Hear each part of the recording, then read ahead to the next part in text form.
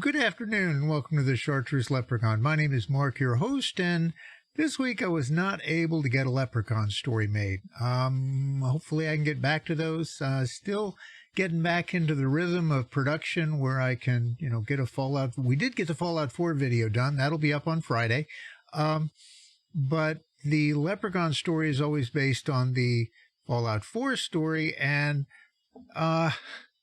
still getting back into the rhythm of production and just wasn't able to get that made this week. Clearly, the Leprechaun is up to his old tricks, keeping me from getting stuff done and so on. But in place of the Leprechaun story, we're going to do another COVID update about me. Excuse me, me and the channel. So be sure to hit that like button, subscribe, set yourself up for notifications if you haven't already so you don't miss anything around here. And on the subject of COVID, first things first, a bit of a health update. Occupational therapy came by, did an assessment, and as expected, concluded there was no reason for them to be working with me. Neither one of us knows why the heck they were scheduled, but hey, whatever. Meanwhile, PT has been here, and they're killing my thighs and knees. Oh my God, it's incredible how much strength I lost in my legs. Now you can see the muscle mass change in the legs. It's kind of unnerving a little bit, but you can't see it in the arms, but they started working my arms the other day, and oh God, they're as bad as my legs. I'm expecting all that to improve, and I can build strength back, get muscle mass back, but in the meantime, the phrase, physical therapist has the nickname personal terrorist. Yeah, that applies. Oh God, that applies. Unfortunately, there's also a downside cropping up. I haven't been able to drop my oxygen further yet. I was expecting to, but during like normal activity, you wash a few dishes, walk around the house, pet the dogs, my blood oxygen stays in the, we'll call it 94 to 97% range, which is really kind of where we want it. More towards the 97 than the 94, obviously. But it seems that during higher activities like exercise, the blood oxygen levels sometimes drop to the mid to low 80s, and that's not acceptable. Clearly a problem we hadn't expected. Now, I do have a very, very long oxygen hose from the oxygen concentrator, and according to my physical therapist, it is possible that that long hose is causing the amount of oxygen I'm actually getting to be lower than 3.5 liters. Now, there's no way to measure it, so we don't know, but she thinks that's possible. I can kind of see that because if you over really long wires, electricity loses, power and all of that. There's power leakage and so forth. So could it be true? Yeah, I suppose.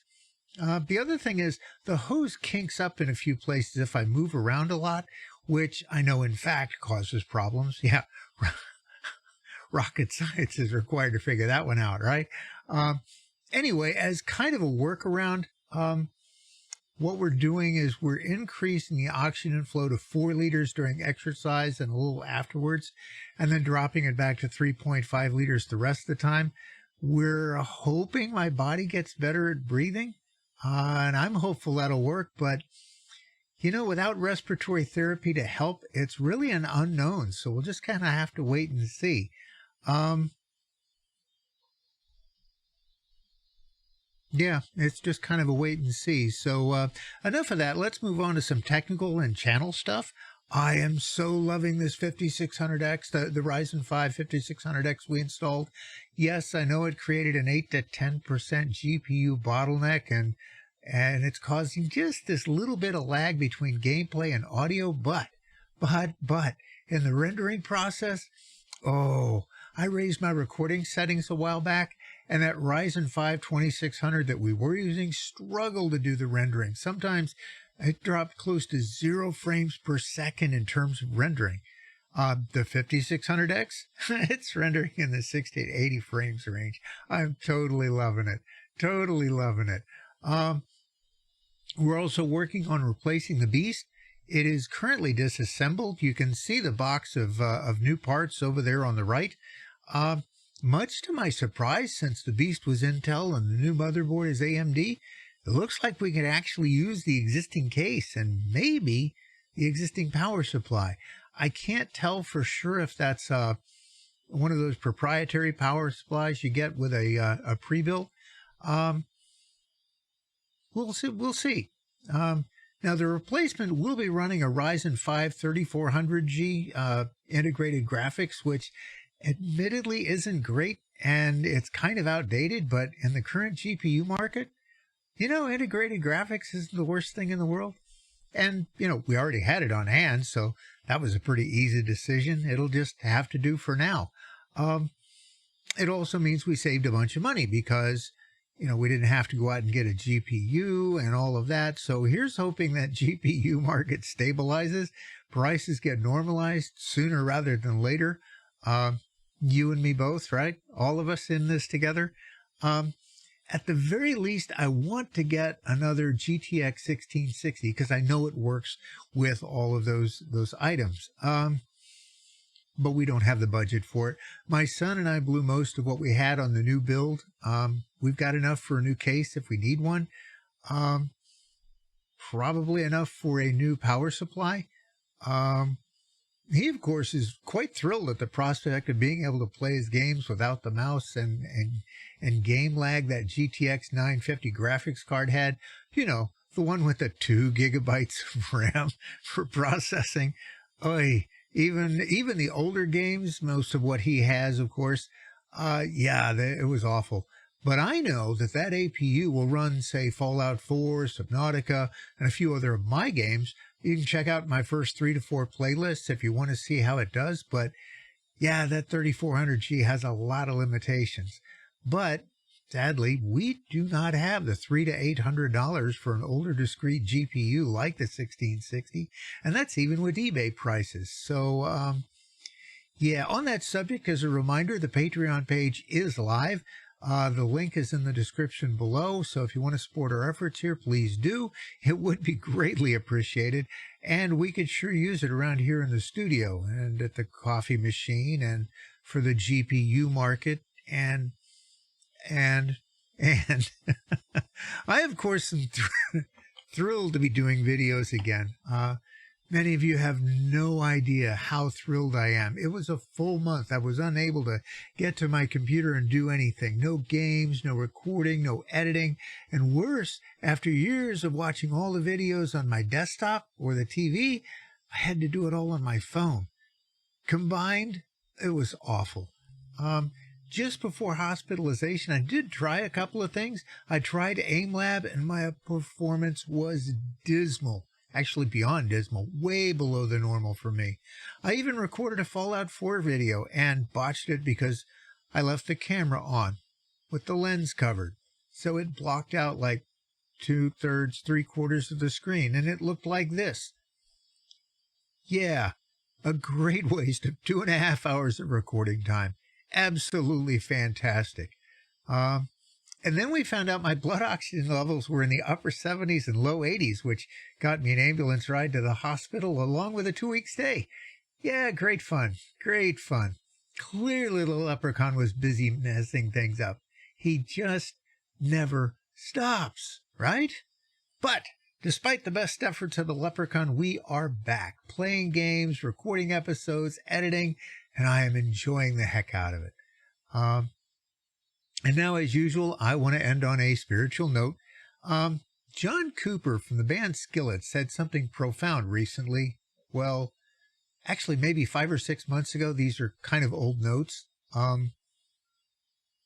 Anyway, he was talking about how so many Christian pastors, leaders, and lots of other people were abandoning their faith and choosing other religions or none at all because they had a crisis of faith.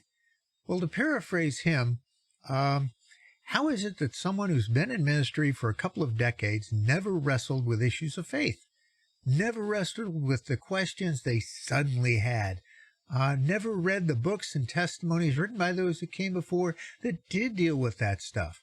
never understood how a just God could demand punishment for sin, and just suddenly decided it was all made up, wrong, fake, and so on. Or we're still buying into half-truths and outright lies just because they're trending on social media.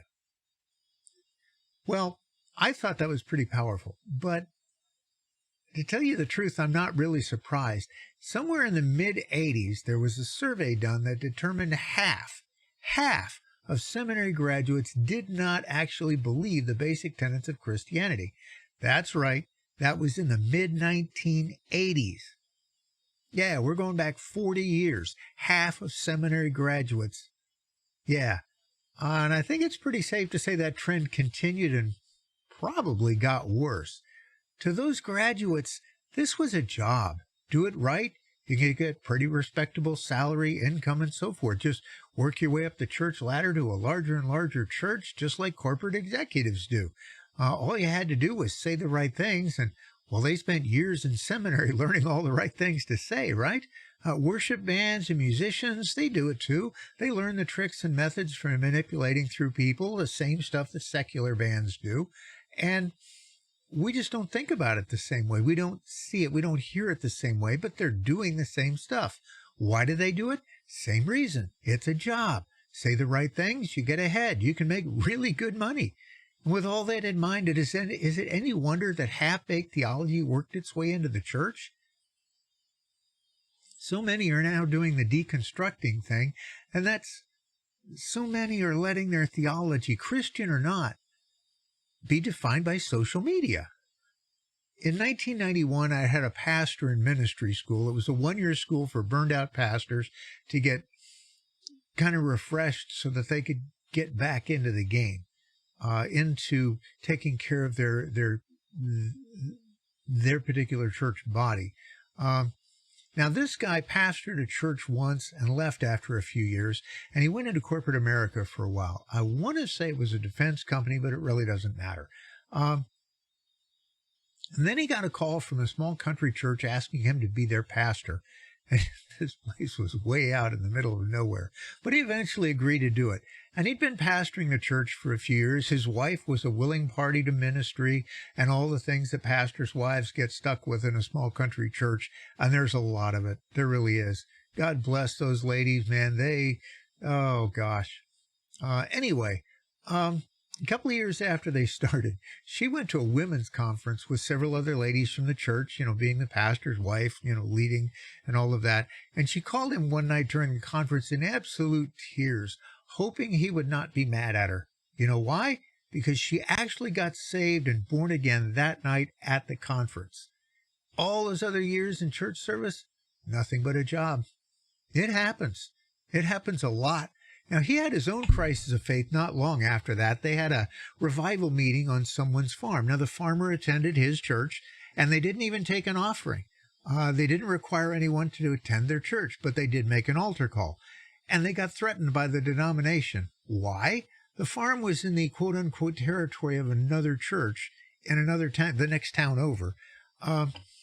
Yeah, it happens. Remember, anything that becomes a social institution, they've reached the point where they only exist to maintain themselves. Denominations fall into this trap just as easily as government agencies, charity organizations, corporations, you name it. So what was your crisis of faith? Did you ever read anything written by those who come before us who face these challenges? Did you ever read the stories of those who did ministry work differently and got in all kinds of trouble? How about the whole colonization thing? That's a big one nowadays, the decolonization movement. In simple terms, that was Europeans and Westerners demanding that people in other parts of the world do things the Western Christian way. Dress, worship, etc. Oh yeah, it happened. The Americans did it, the Germans did it, the Italians did it, everybody did it. Every denomination did it. But some people recognized there was nothing in the Bible demanding that. Hudson Taylor, for example, was rejected by the Western Church in China because he allowed the Chinese converts to worship as Chinese, not as Westerners. The Bible never makes a distinction about race or color or gender, with one exception. it does say the Jews, the Israelites, are his chosen people. Other than that, one of the first New Testament converts was an Ethiopian who went home to convert his nation. Not one word was said about how he should be worshiping, or how they should be worshiping, maybe I should say. The gospel is not changed by your national origin, your skin color, your racial background, your culture, your gender, or anything else. The gospel is very simple. You are separated from a holy God by your sin. That's right, your sin. Now, God paid the penalty of that sin through the sacrifice of Jesus, the pure, holy Lamb of God on the cross. But the only way you get the benefit of that sacrifice is by acknowledging your sin, surrendering to his authority, and repenting of your sin. Without that, you're not his. You do not get the benefits of his promise or the new life he promises to all who take those steps. And I think that's going to be enough for now. I want to thank you for spending your time with us today here at the Chartreuse Leprechaun. We really do appreciate it, especially during these days of COVID. Please leave us a comment about today's video, what you liked, what you don't like. Of course, all the stuff we asked about, game ideas, channel improvements, all that fun stuff, Patreon suggestions. Honestly, we'll take whatever feedback you want to give us because, well, we want your input to get better. And we'll see what we can do with it. Also, again, hit that like button. Please subscribe if you haven't already. Set yourself up for notifications so you don't miss anything around here. Check out our merch page, separate from our Patreon page. The link is in the description below. But above all, always, always, always remember, if you see it and you can't quite explain it, you can be sure the Leprechaun did it. Now, you have yourselves a great day, and we will see you here next time on the Chartreuse Leprechaun. Bye-bye.